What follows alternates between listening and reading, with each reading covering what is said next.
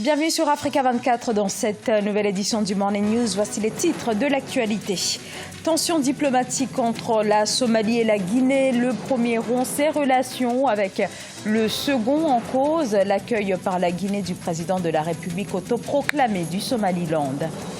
Stigmatisées et pourchassées, c'est la dure réalité à laquelle sont confrontées les personnes atteintes d'albinisme dans certains pays d'Afrique subsaharienne.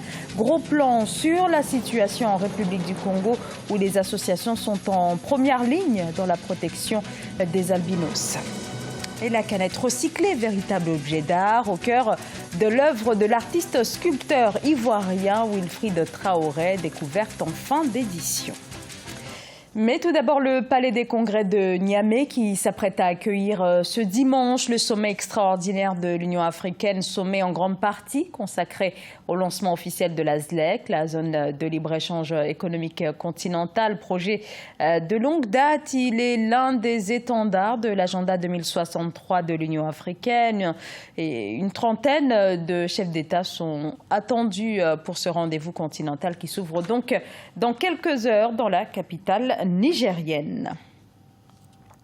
Entre la Somalie et la Guinée, le torchon brûle. La Somalie a en effet décidé de rompre ses relations diplomatiques avec le pays d'Afrique de l'Ouest. Cela fait suite à la récente visite du président de la République autoproclamé du Somaliland à Conakry. Le Somaliland, territoire qui a fait sécession de la Somalie en 1991, mais qui n'a jamais été reconnu par la communauté internationale et fait donc officiellement toujours partie de la Somalie. Nelly Claude-Bessa.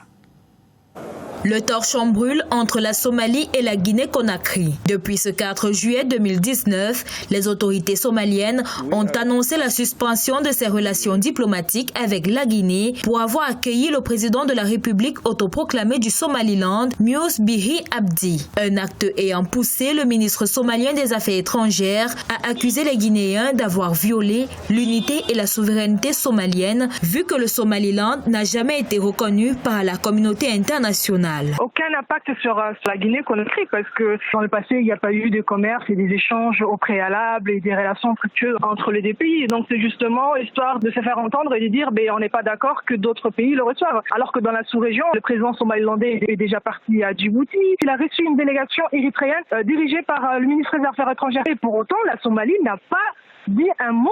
Bien que le Somaliland se soit séparé de la Somalie en 1991, le ministre somalien des Affaires étrangères, Ahmed Issé Awad, a mis en garde les autres nations étrangères contre toute atteinte à la souveraineté et à l'unité de la Somalie. Donc ces derniers temps, en fait, la Somaliland travaille pour une reconnaissance internationale. C'est un travail en douceur qu'elle le fait déjà dans la sous-région parce que le président Moussa Bihi de la Somaliland a été reçu par Ahmed Abi en Éthiopie. Soulignons que dans un registre similaire, le gouvernement somalien a convoqué le 30 juin 2019 l'ambassadeur du Kenya pour avoir posté un tweet du ministère kényan des Affaires étrangères décrivant la République autoproclamée du Somaliland comme un pays. Le Somaliland, qui est considéré comme beaucoup plus stable que le reste de la Somalie, a son propre gouvernement, sa propre armée et imprime sa propre monnaie.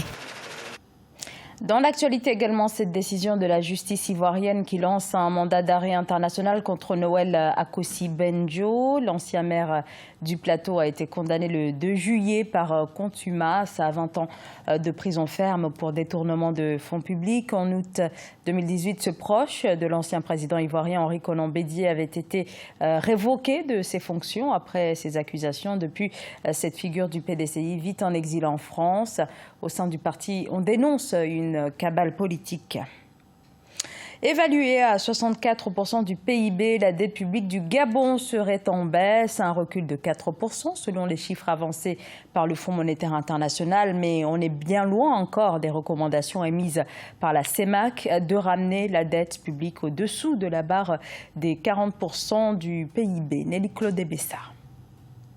Le Gabon, pays d'Afrique centrale, renoue progressivement avec la stabilité. En effet, la dette publique du pays a diminué en un an de 4 points, passant de 64% en mai 2018 à 60% en mai 2019. Selon le Fonds monétaire international, cette perspective est imputable à la diversification de l'économie du pays et aux réformes budgétaires engagées depuis juin 2018. Cette baisse de l'endettement public au Gabon peut envoyer un signal positif aux investisseurs et aux acteurs économiques sur la volonté du gouvernement gabonais à rationaliser sa dépense publique. Malgré la chute brutale des recettes pétrolières, passées de 1 442 milliards de francs CFA en 2013 à 583 milliards de francs CFA en 2018, le Gabon est parvenu à compenser en augmentant fortement ses recettes hors pétrole. En 2017, elles ont été chiffrées à 943 milliards, puis se sont établies à 997,4 milliards de francs CFA en 2018. Une augmentation qui encourage le gouvernement à stimuler l'investissement et à maintenir le cap des réformes structurelles. Cette baisse de l'endettement pourrait indirectement stimuler la croissance économique. Cette baisse de l'endettement est accompagnée de réformes liées à l'augmentation des capacités de production locale, donc à l'augmentation de la productivité locale. 5e producteur de pétrole d'Afrique subsaharienne, le Gabon fait face depuis 5 ans à une crise économique résultant de la chute des cours du pétrole. Pour l'heure, le pays intensifie ses efforts de diversification de l'économie entrepris dans le cadre du plan stratégique Gabon émergent. Les personnes albinos sont encore aujourd'hui victimes de préjugés. Tanzanie, République démocratique du Congo, dans plusieurs pays d'Afrique subsaharienne, ces personnes sont régulièrement victimes de violences nourries par les croyances et les superstitions. On parle de meurtres, de kidnapping aussi. Face à la gravité de la situation, certains tirent la sonnette d'alarme, sensibiliser et alerter. C'est justement la mission que s'est donnée l'association Johnny Chancel en République du Congo. C'est un reportage de Deva Pansou. Les personnes souffrant d'albinisme se sentent en sécurité en République du Congo. Le pays n'a enregistré aucun assassinat contre les personnes atteintes de cette anomalie génétique et héréditaire depuis plusieurs années, contrairement à des pays tels que la Tanzanie où 75 albinos auraient été tués entre 2000 et 2016. Les quelques cas de discrimination isolés sont minimisés pour leur faible impact. On veut énormément faire, mais les moyens qui sont les nôtres sont limités. Mais avec les moyens déjà qu'on a, on a cette petite clinique que vous voyez qui soigne les albinos gratuitement. On peut accompagner, parce que nous pensons que la base d'un être humain, c'est l'école. On accompagne les albinos depuis l'enfance dans l'école afin qu'ils puissent évoluer dignement et atteindre des postes de responsabilité. Les autorités congolaises veillent aux violences faites aux personnes atteintes d'albinisme, mais n'ont pas encore pris la résolution de leur apporter un soutien matériel, notamment en ce qui concerne les soins de santé. Ainsi, ce n'est que grâce au cabinet médical ONG Johnny Chancel pour les albinos à Brazzaville que ces derniers bénéficient des soins gratuits, l'essentiel pour se protéger la peau et les yeux contre les rayons de soleil. J'avais des taches sur la peau. Et lorsque j'ai rencontré M. Ngamwana, j'ai cru en lui et on a préparé des papiers qui s'est soldé par cette opération à Bamako. L'opération s'est déroulée avec succès et me voilà qui suis-je aujourd'hui. L'élection en décembre 2018 des albinos au secrétariat exécutif permanent du Conseil consultatif des personnes vivant avec handicap a été considérée comme une avancée dans la lutte contre les discriminations faites contre eux. Cette position leur permettra d'amplifier leurs actions envers non seulement les personnes atteintes d'albinisme, mais aussi aux personnes vivant avec d'autres handicaps. Et on vous emmène ce matin à la découverte de Wilfried Traoré. L'artiste sculpteur ivoirien transforme de simples canettes en œuvres d'art, des sculptures géométriques faites grâce au recyclage de ces canettes qui regagnent ainsi une seconde vie. Ange Bijou-Nomenio. Wilfried Traoré est un jeune artiste ivoirien qui utilise des boîtes de canettes recyclées pour ses besoins de fabrication. Son idée de recyclage vient pour pallier un problème d'insalubrité que rencontre la ville d'Abidjan, son lieu de résidence. Une situation qu'il a su transformer en quelque chose de bénéfique, non seulement pour sa communauté, mais également pour ses projets artistiques. Le fait même de voir les canettes même au-dessus, puis les sachets d'eau, les bidons et autres, d'abord ça pollue l'environnement.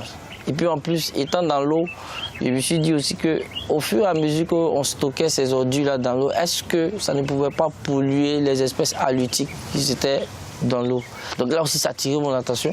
Donc j'ai pris ce petit volet-là. J'ai dit, bon, je vais faire un lien entre le thème des ordures et le monde aquatique. Wilfried Traoré utilise environ 2 à 3 sacs de boîtes de canettes, chacun pesant environ 50 kg pour créer ces pièces uniques. À l'aide d'une paire de ciseaux, l'artiste découpe des boîtes de conserve en petits morceaux pour créer les formes qu'il souhaite pour son travail artistique. Au lieu de jeter, en sachant qu'il y a une personne qui utilise ça pour pouvoir produire des œuvres, de mon côté, je peux les recycler. Même moi qui n'utilise pas, en me promenant, je peux ramasser et l'apporter, travailler avec. La ville d'Abidjan, qui compte environ 5,5 millions d'habitants, produit chaque année jusqu'à 5 millions de tonnes de déchets ménagers, mais seulement 10% de ces déchets sont recyclés. Ce journal a été réalisé par l'ensemble de la rédaction. Merci de votre fidélité. Dans un instant, une nouvelle édition de l'actualité sur Africa 24.